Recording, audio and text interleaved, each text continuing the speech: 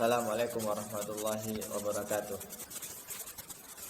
Oke teman-teman ya, kami dari kelompok 4 akan menyampaikan sebuah materi ya, dengan tema revolusi kognitif.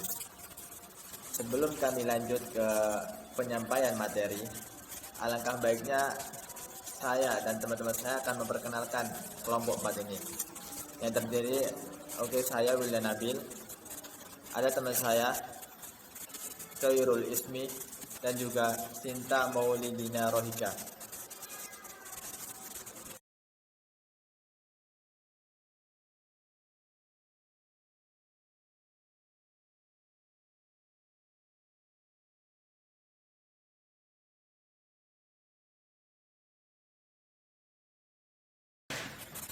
Kita akan memasuki ke pembahasan yang pertama. Pembahasan yang pertama, kita akan bahas tentang revolusi kognitif itu sendiri ya. Revolusi kognitif dalam dunia psikologi muncul dari perkembangan pasca perang dalam teori informasi dan ilmu komputer.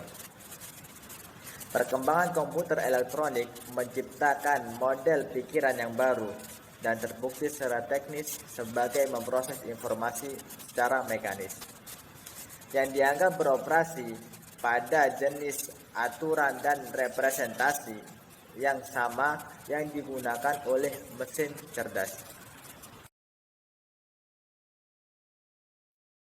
Oke, teman-teman, di sini saya akan menjelaskan salah satu tokoh yang mengungkapkan tentang teori informasi dan teori komunikasi, yaitu Claude Shannon. Beliau ini salah satu dari bapak yang mengungkapkan tentang teori informasi itu. Claude juga mengemukakan teori komunikasi dan merupakan seorang ahli matematika. Ketika masa perang, kebutuhan untuk mengirimkan informasi kode maksimum dalam saluran kapasitas sangat terbatas, sehingga mendorong beliau ini menciptakan teori informasi itu. Munculnya teori informasi itu tersendiri berawal dari keprihatinan mereka dengan masalah hilangnya informasi, karena sinyal itu ditransformasikan dalam proses transmisi dari sumber ke tujuan. Ketika harus bersaing dengan latar belakang, kebisingan didefinisikan sebagai gangguan acak apapun yang ditumpangkan pada sinyal, seperti gangguan listrik yang disebabkan oleh panas dalam rangkaian listrik. Mengembangkan teori matematika komunikasi berdasarkan transmisi informasi dari sumber melalui saluran ke tujuan. Tujuannya itu adalah untuk mengidentifikasikan cara yang paling efisien untuk mengirimkan informasi melalui media seperti sirkuit telepon dan gelombang radio. Shannon mengukur informasi dalam istilah pengurangan ketidakpastian dan memperlakukan bit sesuai unit elemen. Selain kanan Shannon, ada juga salah satu tokoh, yaitu Norbert Wiener.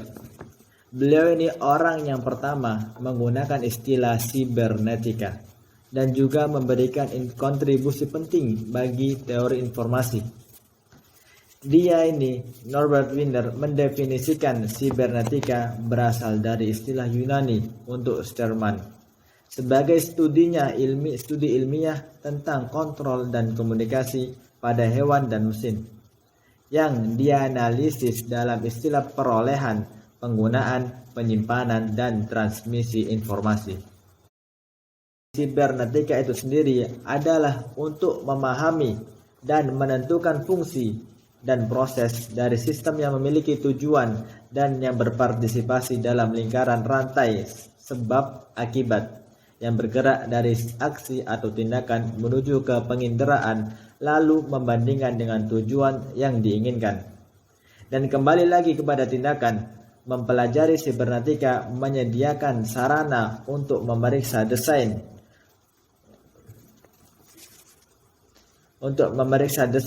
dan fungsi dari sistem apapun, termasuk sistem sosial seperti manajemen bisnis dan pembelajaran organisasi, termasuk tujuan untuk membuat mereka menjadi lebih efisien dan efektif.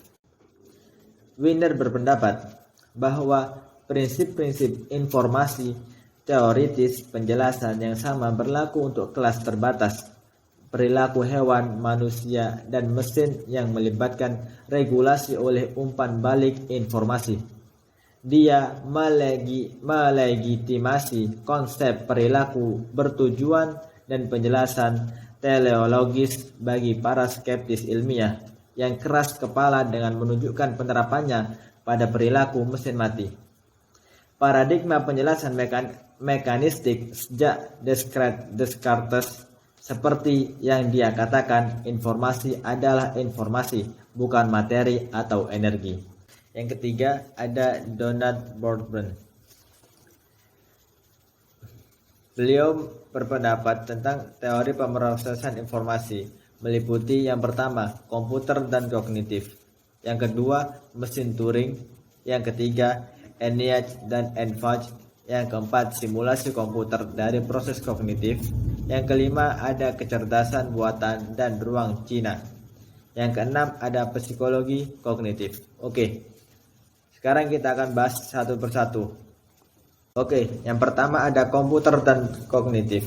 Bentuk yang paling berpengaruh dari teori pemrosesan informasi adalah produk dari penciptaan komputer elektronik.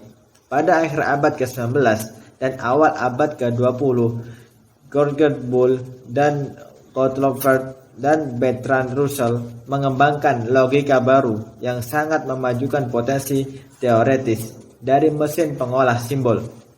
Claude Shannon adalah orang pertama yang mengenali hubungan antara sistem biner, logika simbolik, dan sirkuit elektronik, dan dengan demikian mengeksplorasi kemungkinan mesin logika.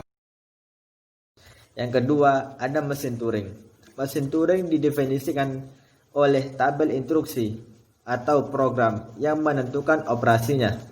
Dalam membayangkan mesin yang mampu melakukan berbagai tugas, Turing mengembangkan prinsip komputer modern. Salah satu implikasi dari analisis teoritis Turing tentang komputasi adalah bahwa setiap set prosedur yang ditentukan dalam kode biner dapat dipakai dalam komputer mekanis. Yang ketiga, ada ENIAC dan EDVAC. Selama perang, mesin hitung berkecepatan tinggi digunakan tidak hanya untuk menguraikan kode musuh, tetapi juga untuk menangani perhitungan matematis kompleks yang diperlukan untuk pengoperasian senjata, anti pesawat, dan sistem navigasi. John Neumann, beliau ini seorang ahli matematika Princeton dan Polymath, adalah konsultan dalam proyek tersebut. Ia bertanggung jawab atas sejumlah inovasi praktis dan konseptual dalam pengembangan komputer digital yang melakukan operasi pada unit informasi biner. Perbedaan ini adalah varian komputasi dari konsepsi fungsional. Perbedaan ini adalah varian komputasi dari konsepsi fungsionalisis Aristoteles tentang kapasitas psikologi. Karena memungkinkan bahwa satu program yang sama dapat direalisasikan dalam berbagai sistem fisik yang berbeda, termasuk sistem biologis. Yang keempat, ada simulasi komputer dan teori kognitif. Pada tahun 1954, Allen Newell yang bekerja di laboratorium riset sistem di Rand Corporation mulai mengerjakan desain program yang memungkinkan komputer untuk bermain catur. Mereka bekerja sama dalam merancang program untuk Johniage, komputer yang dibuat untuk Rand Corporation pada tahun 1950. Newell dan Simon mengembangkan program yang dikenal sebagai ahli teori logika berdasarkan bahasa pemrosesan informasi yang dikembangkan secara khusus. Mesin bukti pertama dari sebuah teorema dalam logika simbolik, teorema 2.01 dari Russell dan Whitehead, Principia Mathematica diproduksi di komputer John Niach pada tahun 1956. Yang kelima, ada kecerdasan buatan. Ahli teori logika mengembar-gemborkan pengembangan psikologi pemrosesan informasi atau komputasi dan mewakili pencapaian awal dari disiplin yang muncul yang kemudian dikenal sebagai kecerdasan buatan, ilmu mesin cerdas. Pertanyaan ini telah membuat jengkel para psikolog sekaligus menjengkelkan para filsuf dan humanis kritis. Teman-teman, yang keenam atau yang terakhir dari teori Donald Bordben itu ada psikologi kognitif. Psikologi kognitif ini bentuk lain dari teori kognitif dikembangkan dalam psikologi selama 1950-an, kurang lebih secara independen dari pekerjaan pada simulasi komputer dan kecerdasan buatan, terutama oleh Jerome Bruner, George Miller, dan Ulrich Nisser yang juga memainkan peran penting dalam pengembangan kelembagaan psikologi kognitif tersebut. Ada juga salah satu tokoh yang bernama Jerome Bruner yang mengemukakan teori tentang proses mental yang lebih tinggi. Sebelum kita lanjut ke pemikiran Jerome Bruner, alangkah baiknya kita mengetahui latar belakang Jerome Bruner tersebut. Oke. Nama panjangnya Jerome Seymour Bruner. Beliau adalah seorang psikolog Amerika yang memberikan kontribusi signifikan terhadap psikologi kognitif manusia dan teori pembelajaran kognitif dalam psikologi pendidikan. Bruner adalah peneliti senior di New York University School of Law. Ia menerima gelar BA pada tahun 1937 dari Duke University dan gelar PhD dari Universitas Harvard pada tahun 1941. Bruner ini mengajar dan melakukan penelitian di Universitas Harvard, Universitas Oxford, dan Universitas New York. Survey Review of General Psychology yang diterbitkan pada tahun 2002 menempatkan Bruner sebagai psikolog ke-28 yang paling banyak dikutip di abad ke-20. Setelah kita mengetahui latar belakang Jerome Bruner, maka kita lanjut ke pemikirannya. Pemikiran Jerome, dia mengeksplorasi pengaruh faktor kognitif seperti harapan, emosi, dan motivasi pada persepsi dalam serangkaian studi eksperimental yang mewakili tampilan baru dalam persepsi. Mereka termasuk studi pertahanan perseptual yang menunjukkan bahwa kata-kata tabu tidak dapat dikenali dalam presentasi Tacitcopy sebagai kata-kata netral, meskipun mereka menghasilkan tanggapan efektif yang terukur. Dia mengembangkan penekanan ini pada peran aktif kognisi, studi dalam berpikir. Produk pertama dari proyek kognisi kolaboratif yang didirikan Bruner di Harvard pada tahun 1952. Oke, sekarang kita masuk ke tokoh yang berikutnya, yaitu George Miller yang memiliki teori tentang ilmu kognitif yang meliputi George Miller terhadap ilmu kognitif, dan yang kedua strategi, program, dan rencananya. Oke. Ilmu kognitif. Miller mempromosikan ide-ide komsi tentang bahasa dalam Some Psychological Study of Grammar, setelah sebelumnya mengulang kembali studi eksperimental tentang perhatian dipelopori oleh Wundt. Pada tahun 1965, Miller telah meninggalkan mantra behavioris sama sekali dan bergabung dengan Bruner dalam berbicara tentang pengujian hipotesis, alih-alih pembelajaran diskriminasi, tentang evaluasi hipotesis, alih-alih penguatan tanggapan, tentang aturan, alih-alih kebiasaan, tentang produktivitas, alih-alih generalisasi, tentang simbol, alih-alih rangsangan terkondisi, tentang struktur linguistik, alih-alih rantai respon. Yang kedua, ada strategi, program dan rencana George Miller tersebut. Meskipun berbagai program teori dan penelitian dalam psikolinguistik, perhatian, simulasi komputer, pengembangan konsep dan pertumbuhan kognitif sebagian besar berjalan secara independen satu sama lain. Mereka disatukan pada tingkat konseptual oleh komitmen mereka untuk konstruksi teori realis tentang keadaan dan proses kognitif, dan enggan pengakuan bersama oleh ahli teori kognitif awal dari pekerjaan masing-masing. Newell, Shaw, dan Simon memperlakukan istilah teoritis Brunner strategi sebagai referensi pada dasarnya jenis yang sama dari struktur aturan kognitif sebagai istilah teoritis mereka. Program dan Chomsky mengutip Brunner dan Newell, Shaw, dan Simon dalam ulasannya pada tahun 1959 tentang Skinner. Tokoh yang terakhir dari psikologi kognitif yaitu Ulrich Gustav Nisser. Ulrich Gustav Nisser adalah seorang psikologi Amerika kelahiran Jerman dan anggota Akademi Sains Nasional AS. Dia telah disebut sebagai Bapak Psikologi Kognitif.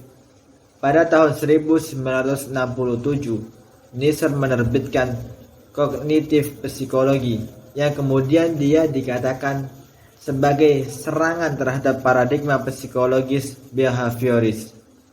Psikologi kognitif membara Nisser ketenaran dan pengakuan instan di bidang psikologi. Nisser mendalilkan bahwa ingatan sebagian besar direkonstruksi dan bukan hanya sekejap saja. Nisser mengilustrasikan hal ini dalam salah satu studinya yang dipublikasikan secara luas tentang ingatan orang-orang tentang ledakan Challenger. Revolusi kognitif menurut Ulrich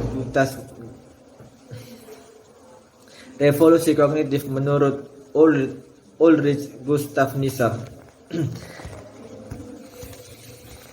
Revolusi kognitif dimulai pada tahun 1950-an, tetapi berkembang perlahan sepanjang 1960-an.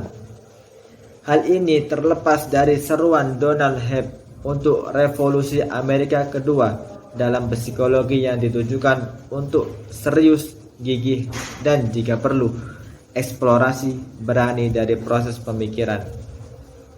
Dan mengeklaim yang percaya diri bahwa kognitif komputasi teori telah mulai menggantikan teori pembelajaran behavioris. Ini menjadi jelas dari pekerjaan seperti yang dilakukan oleh Broadbent dan Miller, Galanter dan Pribram bahwa analogi komputer yang dengan mudah dapat memasukkan proses pusat otonom sebagai faktor dalam perilaku. Oke, sekarang kita memasuki ke pembahasan ketiga. Yang pertama yang akan kita bahas di pembahasan yang ketiga ini adalah revolusi kognitif sebagai pergeseran paradigma. Yang kedua, dari variabel intervening ke konstruksi hipotesis kognitif. Yang ketiga, ada kognisi dan perilaku. Oke, sekarang kita memasuki ke pembahasan yang pertama dari pembahasan yang ketiga ini. Yang pertama adalah revolusi kognitif sebagai pergeseran paradigma. Beberapa telah mewakili munculnya psikologi kognitif sebagai pergeseran paradigma kehunian, di mana skema teoritis dan metodologis behaviorisme memberi jalan kepada skema teoritis dan metodologis kognitivisme di bawah tekanan anomali empiris yang tak terselesaikan. Kemajuan besar tercermin dalam cara disiplin kami memfokuskan kembali upaya penelitiannya ke arah akuntansi untuk perilaku manusia yang cerdas. Isu-isu penting tidak bisa ditangani secara memadai dalam kerangka psikologi neo-behavioristik. Sekarang, psikologi pemrosesan informasi adalah paradigma yang mapan dan itu memandu sebagian besar penelitian psikologis dalam kognisi manusia. Yang kedua, ada dari variabel intervening ke konstruksi hipotesis kognitif. Meskipun revolusi kognitif bukan merupakan perubahan paradigma Kuhn, hal itu menandai perubahan signifikan dalam konsepsi, teori, keadaan, dan proses kognitif. Dari perlakuannya sebagaimana didefinisikan secara operasional, variabel intervening untuk pengobatan mereka sebagai bermakna mandiri konstruksi hipotesis. Postulat teoretis seperti dorongan, kekuatan kebiasaan, tindakan stimulus murni, dan semua variabel intervening teori mediasi diberikan definisi operasional yang ketat karena neo-behavioris menyatakan bahwa makna independen tidak memiliki tempat di psikologi ilmiah yang benar. Psikologi kognitif memberikan definisi teoritis substansi dari register sensorik, perhatian, memori jangka panjang dan pendek, tata bahasa kedalaman, heuristik kognitif, persepsi visual, pengkodean proposisional, dan citra memori episodik dan semantik, pencocokan template, jaringan prosedural, inferensi, induksi, dan sejenisnya. Namun, perbedaan antara teori neo-behavioris dan psikologi kognitif lebih dari perbedaan antara definisi operasional dan makna teoritis independen. Yang ketiga, ada kognisi dan perilaku. Ada hal lain di mana revolusi kognitif mewakili diskontinuitas fundamental antara behavioris awal dan bentuk-bentuk kognitif teori psikologis. Meskipun neo-behavioris memperlakukan referensi ke keadaan dan proses kognitif sebagai posisi teoritis yang sah dalam penjelasan perilaku hewan dan manusia, tidak ada ahli perilaku yang tampaknya berpikir bahwa keadaan dan proses kognitif layak untuk dijelaskan atau diselidiki dengan hak mereka sendiri. Psikolog kognitif sejak tahun 1950-an sangat memperhatikan penjelasan proses kognitif seperti halnya penjelasan tentang perilaku yang dapat diamati. Oke, sekarang kita memasuki ke pembahasan yang keempat. Pembahasan yang terakhir ya. Pembahasan yang terakhir tentang masa Yunani kuno. Nah, di sini yang akan kita bahas yaitu ada 4 hal. Yang pertama ada strukturalisme dan antropomorfisme. Yang kedua ada tradisi kognitif. Yang ketiga ada kritik dan koneksionisme. Yang keempat abad kedua.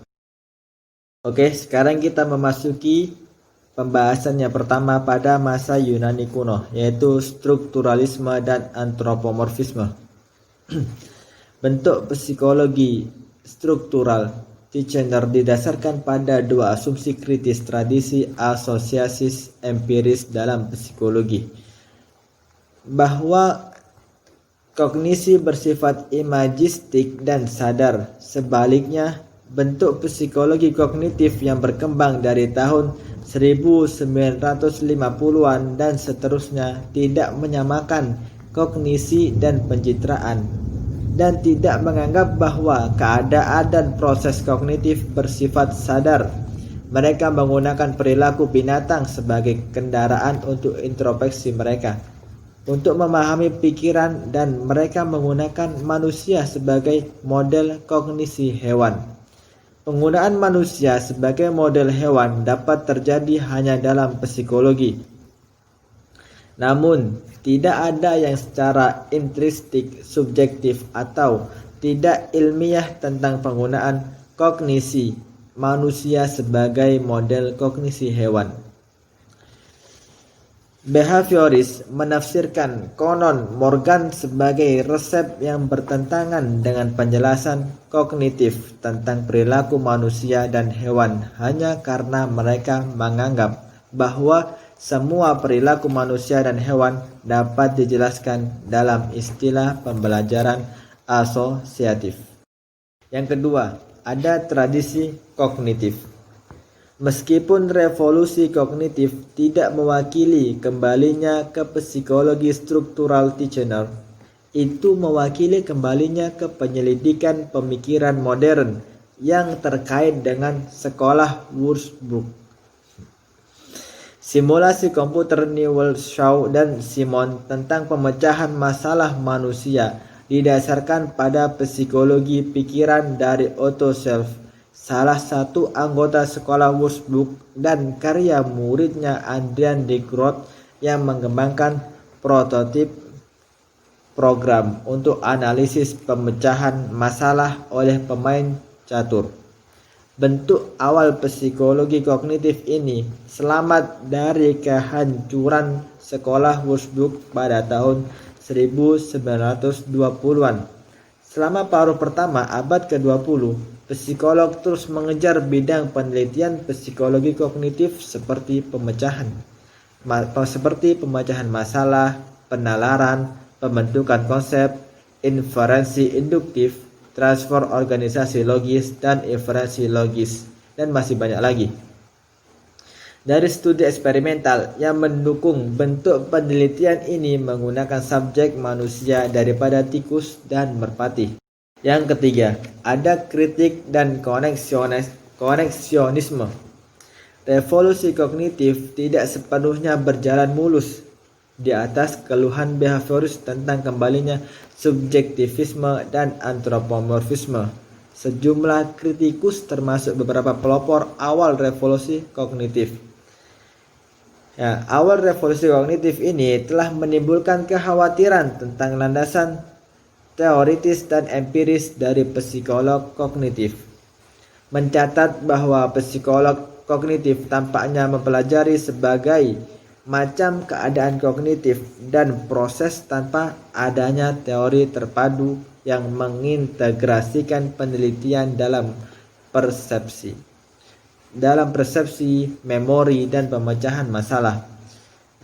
Beberapa orang mengklaim bahwa perkembangan teori koneksionis telah mengubah psikologi kognitif dan menandai matinya teori komputasi kognisi tradisional karena teori pemrosesan koneksionis tidak mengandaikan representasi kognitif dari aturan. Abad kedua ini satu hal yang pasti. Revolusi kognitif adalah revolusi yang terus berlanjut dan teori pemrosesan kognitif terus dikembangkan dengan cara yang kreatif dan subur. Selain itu, apapun yang disimpulkan tentang pentingnya perkembangan terbaru dalam teori koneksionis, jelaslah bahwa psikologi ilmiah kontemporer telah mencapai tahap di mana ia tidak menganggap postulasi teori kognitif sebagai tidak ilmiah dan tidak lagi mempertahankan bahwa isi teori psikologi ilmiah harus dibatasi pada isi definisi operasional. Oke teman-teman, mungkin ini yang bisa kami jelaskan dari tema revolusi kognitif. Jika teman-teman ada pertanyaan yang belum teman-teman pahami, mungkin bisa ditanyakan kepada kita melalui via WA. Oke, sekian dan terima kasih.